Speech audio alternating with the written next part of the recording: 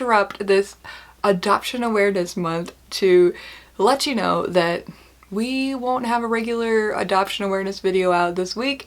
This is going to be your video because it is a whole subject on its own about foster parenting that the world needs to know about. So here we go.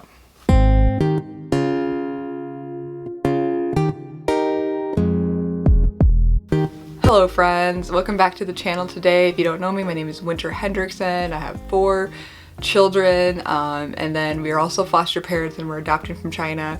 We're doing this whole extravaganza for Adoption Awareness Month because we adopted all of our children, and we're just so passionate about it. We just think it's so good to talk about foster care and adoption. But this week, guys, I had several interviews lined up and I had to cancel all of them, and if you have noticed from the title you would know why.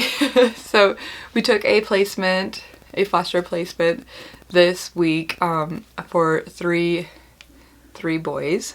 So let's back up here, guys. Last weekend on Friday we already said yes to watching our kids' sibling.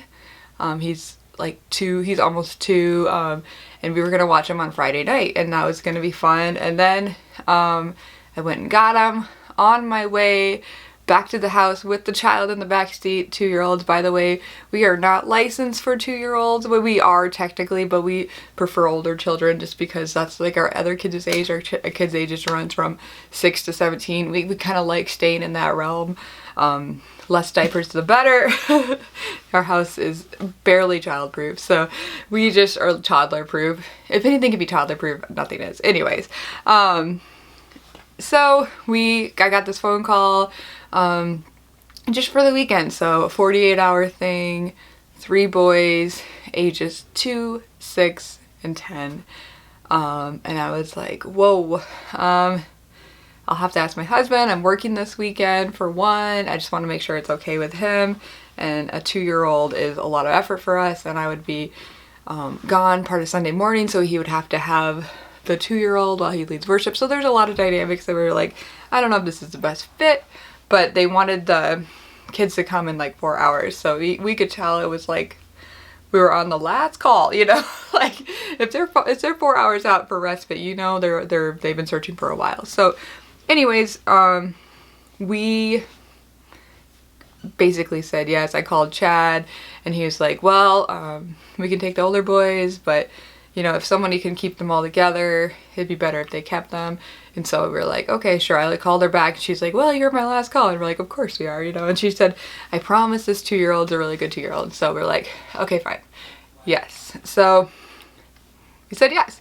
It was great. And I took a half-day work on Sunday and it was good. We committed to these boys, and honestly, these boys are so sweet and just so kind. I really, really enjoyed being with them. They're the older 2, the 10 and 6-year-old, they really bonded well with our boys as well. As you can see behind me, I'm in my boys' room today because the whole house is filled with children. It's the only place I could find that's quiet. They're watching a movie, but they bonded over Legos and different things, and it was just really good. So that was really exciting. And then we sent them home on yesterday afternoon. But then due to some circumstances in the place where we sent them to, they ended up coming back to our house. So this is why it's crazy, guys. We weren't planning on having them for a whole week. We were just planning on having them for 2 days. Anyways, like, this is just getting crazier. Basically, DSS called us and said, hey, they can't stay at this house anymore due to reasons I don't want to talk about. It's not my story to tell, so I'm not going to talk about. And we love everybody involved, so don't get me wrong there. It didn't work out. Wasn't a good fit, I guess you could say, however you want to say it. So they are back. They're back. So they're back into our home. It was kind of a stressful moment for us. We're like, oh man, like we're adopting. We really can't have a foster placement right now. We really can't, because in the spring we're going to be going to China and they won't let us have any more placements. You can only have 5 kids max in your home, if you adopt from China, it has to be in your home study. We only have 4 kids plus the child we're adopting. So it was like a really big deal. DSS knows this. So they said that, well, there's a high probability that these kids will be reunited with their birth family by Friday. So we're like, oh yeah. We love reunification, so that kind of pulled our heartstrings, and we just kind of felt bad for the situation for the boys. So we said yes, and here they are, guys. Here we are. So logistics-wise, though, guys, we have a family of 7 kids, 2 adults right now. Not to mention on Friday we had 2 2-year-olds in the house, plus, so we had 10 people in the home, 10 people. So the logistics of feeding that many people is just crazy, and just getting people. Today we started bath times early because the water kept running out, so we are halfway through the family. Seriously, like there's some logistics to having a large family that we were pulling through, and I just wanted to bring awareness to that today. That specific subject for everybody is when you get a placement, like an adoptive placement, your whole world's turned upside down. And then when you get a foster placement, for those foster families, the whole world gets turned upside down for at least, I would say, like 30 days. At the very, very least, until you get into the groove, until you get a new normal. It's just like having a new baby. And then you get like 3 new babies, like it's just insane. And these kids are super great. So all kids are great. Let's back up and say all kids are great, right? Okay. It's not that. It's just they're really well behaved. They really are, and they're really sweet, and we really like connect with them really well. I think it's just because our kids are the same age, so we just kind of like bond really easily. So that's been really good. But I do want to bring awareness to the fact that we are paralyzed as people when these things happen to us, when we get a new foster placement. I don't think that people really fully understand what it is like for that kind of stuff to happen until it happens to them, and they're like, oh, I get it. So just give people a little extra grace. And I also want to brag on our church family. It's so funny because my husband, he's a processor. It takes a little bit longer for him to like catch things than it is for me, where I'm like, yes, let's do it. And he just needs a little bit more time to process. And in foster care, you don't really get that much time. You get about 40 seconds to say yes or no to taking kids into your home for an extended period of time. So yes, we're saying that they can stay in our home till Friday, but like stuff happens. It could be a month, it could be a longer.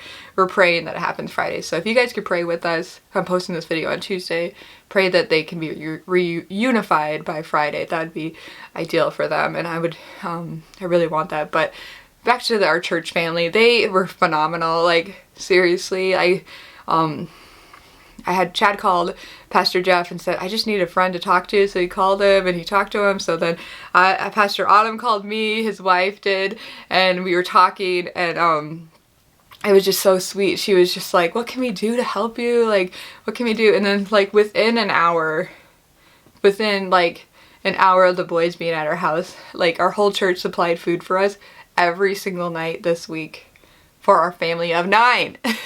And some of them, I'm vegan, I don't eat meat or dairy for health reasons. Some of them even are providing vegan meals for us, and I'm just feeling so extravagantly blessed by that aspect. Somebody handed us a wad of cash that ended up being like $90, and I was like, oh my gosh, like thank you, church family, so much.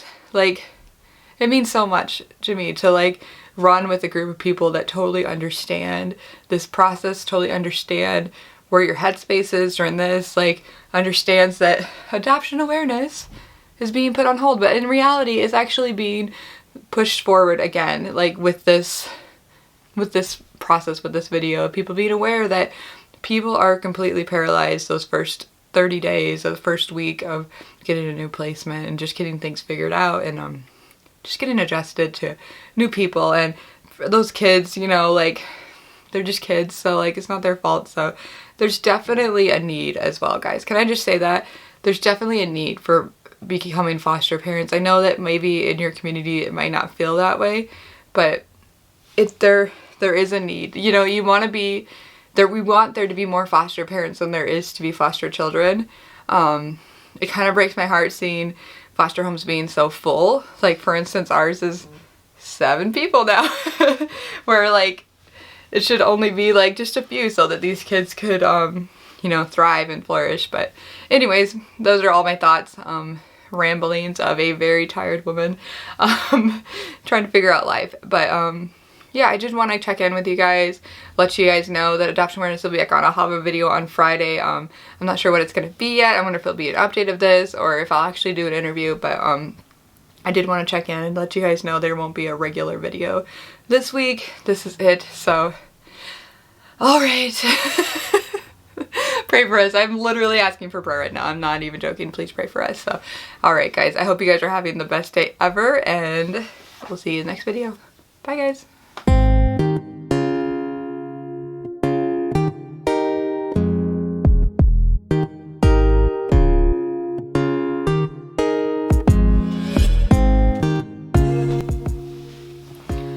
Alright guys. Okay, I can do this.